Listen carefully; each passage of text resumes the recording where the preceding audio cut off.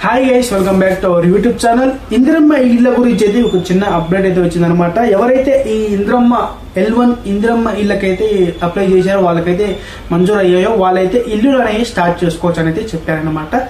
చూసుకున్నట్టయితే మనకి ఒక్కొక్క గ్రామానికి అయితే 172 ఇందిరమ్మ ఇళ్ళని అయితే శాంక్షన్ చేశారు. వాళ్ళని అయితే ప్రారంభించుకోమని చెప్పారనమాట. 15వ తేదీ వరకు అయితే బేస్మెంట్ నిర్మించుకోవచ్చు అని చెప్పారు. అంటే 15వ తేదీ వరకు, వచ్చే నెల 15వ తేదీ వరకు అయితే మనకి బేస్మెంట్ నిర్మించిన తర్వాత అయితే వాళ్ళు ₹1,00,000 అయితే మన అకౌంట్లో ఇవ్వడం అయితే జరుగుతుందన్నమాట. దాని తర్వాత మీరు గోడలు లేపిన తర్వాత మొత్తం 5 విడతలలో మీకు 5 లక్షలు అయితే రావడం అయితే జరుగుతుంది. ప్రతి విడతకు ఒక్కొక్క విడతకైతే ₹1,00,000 చొప్పున అయితే వస్తుంటాయి అనమాట. యాప్లో ఏ విధంగా అయితే ఈ ఇందిరమ్మ ఇల్లు మోడల్ అయితే ఉంటుందో అదే విధమైనటువంటి మోడల్ అయితే మీరు కట్టాల్సి ఉంటుంది.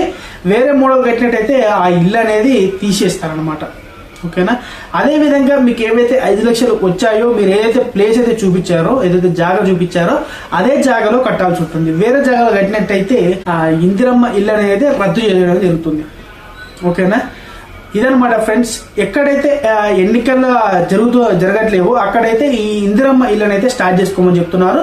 ఇందిరమ్మ అదే కాకుండా మనకి ఈ రేషన్ కార్డులో కూడా ఎక్కడైతే ఎన్నికల కోడ్ లేదో వాళ్ళకైతే ఇవ్వచ్చు అయితే చెప్తున్నారు అనమాట. ఓకేనా? ఎన్నికల తర్వాత అయితే ఎవరికైతే రాలేదో వాళ్ళకి ఆ రేషన్ కార్డు అండ్ ఇది వచ్చేసి ఇందిరమ్మ ఇళ్ళకైతే ఇస్తామని అయితే చెప్తున్నారు అనమాట.